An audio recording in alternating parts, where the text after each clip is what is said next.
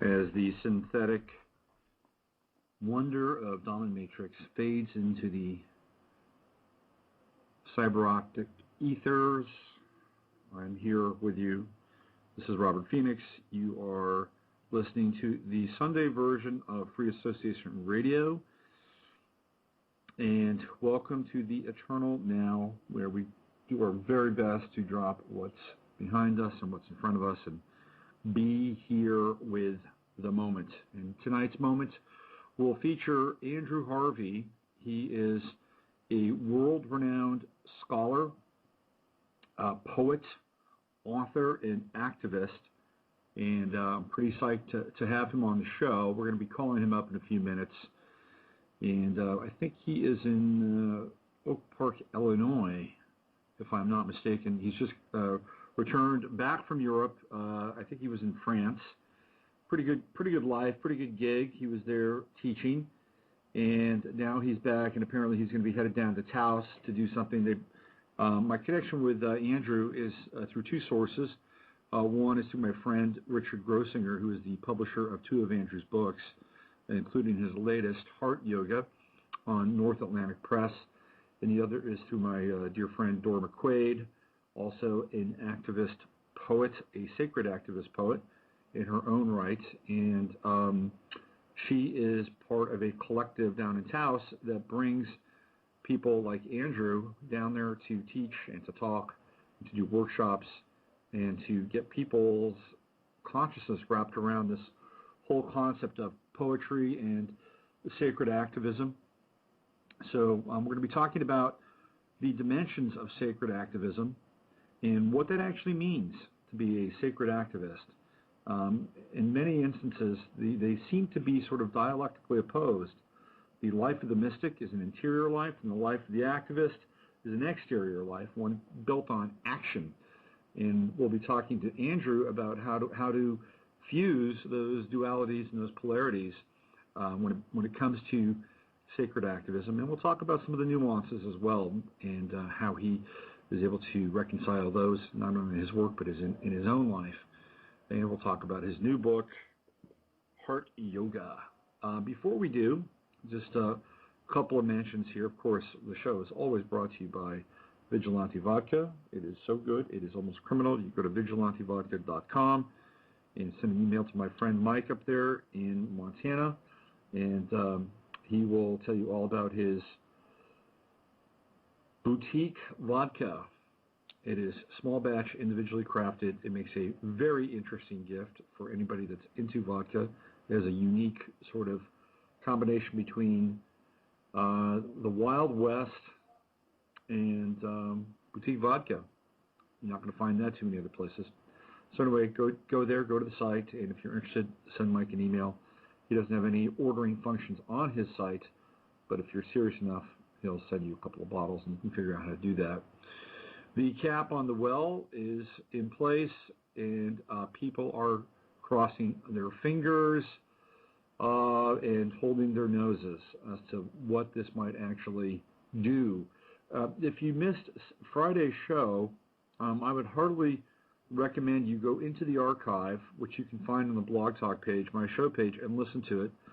I had on that show Michael Edward, and Michael is from Florida. He lives in Florida, and Michael he's been down there for 30 years, and he's not just anybody. He's somebody who's deeply involved. He has an animal sanctuary, number one, and he's been deeply involved in geopolitical affairs for a really long time. He was in the Army for an incredibly long time, so he's got connections in that world. He's also a deeply spiritual man. We did not talk about that part of Michael's life in full on Friday. We didn't even really touch on it, but we will. I'm going to have Michael back on the show next Sunday night, and we're going to kind of revisit where we are with the golf then. And when I talked with him, of course, they had just put the cap on the well, and Matt Simmons, later in the day, I believe it was either Friday or Saturday, Matt Simmons confirmed what Michael was sharing with us on the show on Friday, which was that there was another big gusher 12 to 13 miles away, and that's really the problem. The transoceanic deep horizon well was the relief well, and they had problems with that, and now they're just plugging the relief well. But unfortunately now there's been some buckling and some seepage under the ocean floor, and everybody is crossing their fingers to make sure that this is going to turn out the way they'd like it to. And we're all waiting around to find out what the next move is on BP's part. And our president, this is interesting, our president is in Bar Harbor this weekend, hanging out with the governor of Maine. And he's on Mount Carmel Island, which is, I believe, where my buddy Richard Grossinger lives, part of the year. And I think he's probably out there right now. And I hope the president is enjoying his vacation. It's nice and restful. And meanwhile, people down in Louisiana, Mississippi, Alabama, and Florida are sweating their balls off, trying to figure out what they're going to do for a living, while BP drags their ass and tries, in terms of reimbursing them. So that is where our president is this weekend, hanging out on the same turf as Richard Grossinger. So that's what's happening with the well, and we're just gonna, I guess, watch where this thing goes next, and keep our eyes on the cap, so to speak. There's been some fault activity down there. They had an earthquake in Washington, D.C., of all places, yesterday. And, of course, the New Madrid had a little quake, about a 3.5er. So there's some activity in that part of the world, and maybe even running upwards, ironically, towards Washington, D.C. So we're going to have to keep our eye not just on what's happening with the oil, but what's happening, in the earth. A good friend of mine was going to go vacation down in Tulum for almost 3 weeks, and she asked me, what I thought about that. And I said, well, you're going to have to be fluid, literally, because this thing is changing all the time.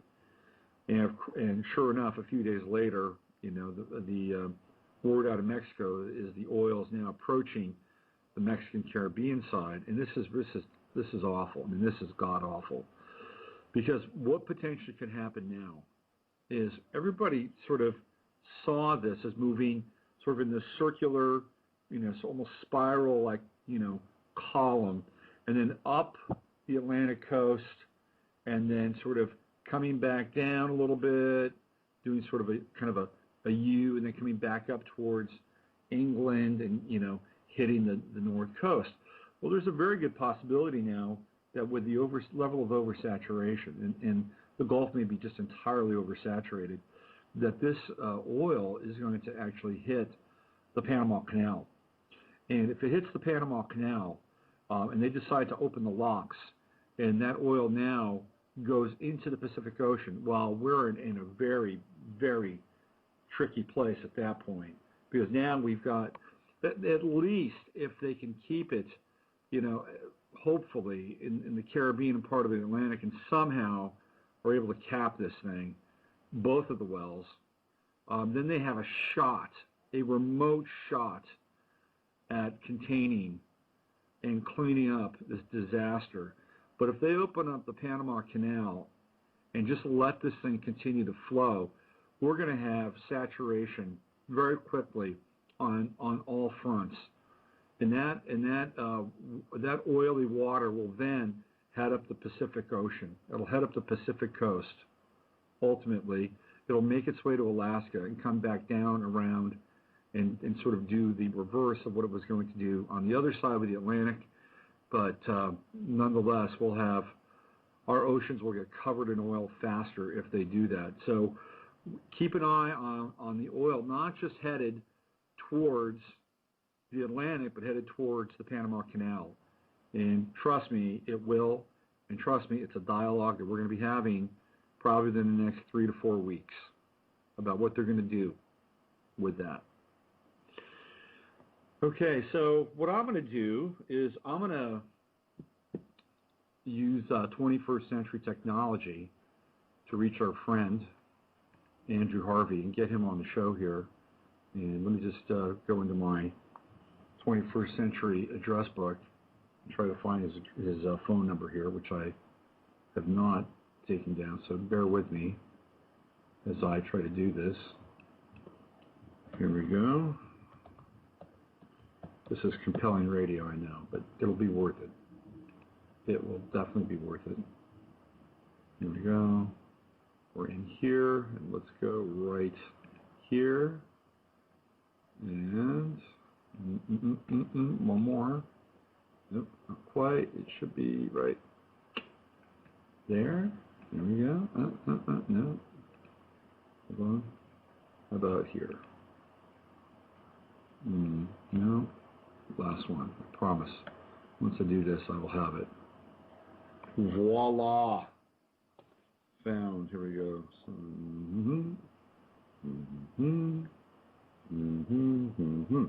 okay.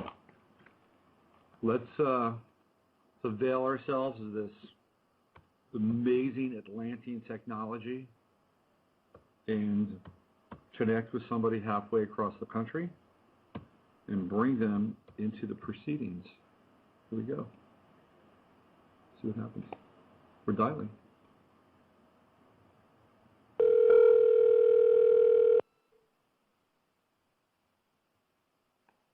Hello?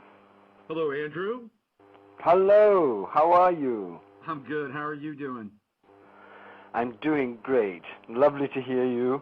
If this phone misbehaves, which it sometimes does... Did it just misbehave now? I think your phone just misbehaved. So you were very prescient about that. Well, let's try this again. That Andrew, he knew what was going on, didn't he?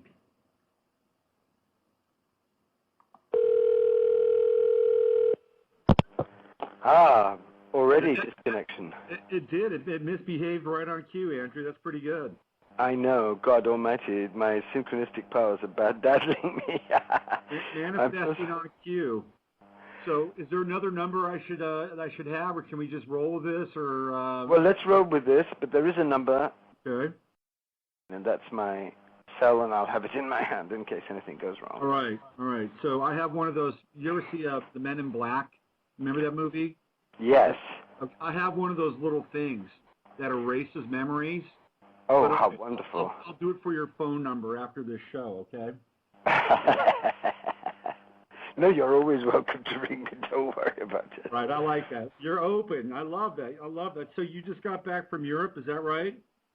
Yes, I had a marvelous time. I was teaching in the Chartres Mystery School, which I co-founded, and it's a mystery school that builds on the old mystery school of Chartres. In fact, it was founded on the 1000th year of the first school's founding, so in 2006. So it's an amazing adventure we're on, and it was really exciting this year.